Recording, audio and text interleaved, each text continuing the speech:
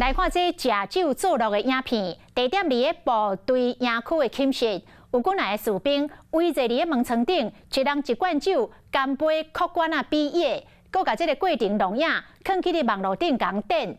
问题是营区禁酒，用手机也冇规范，这几个士兵真明显已经违反规定，陆军团讲会当来处分。四个穿迷彩服的阿兵哥伫寝室内底灌酒干啊，欢喜啉酒，搁比一个耶。虽然声音真恬静，无想要互其他寝室的人发现，险搁欢喜的心情完全藏袂牢。那录影片搁分享互朋友，完全无将军纪藏在眼内。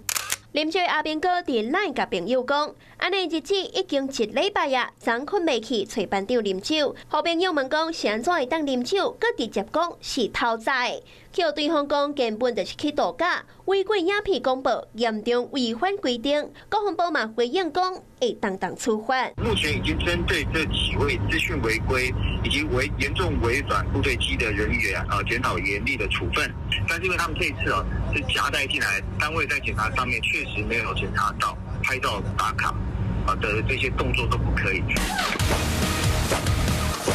违纪单位是陆军总甲5处理，战争的时爱快速反应，尤其搁担起着团干反击的任务，捍卫国土，保护人民。如今所伫军营内底啉烧酒醉，若破坏着国军的形象，嘛真歹互民众对军队的能力来放心。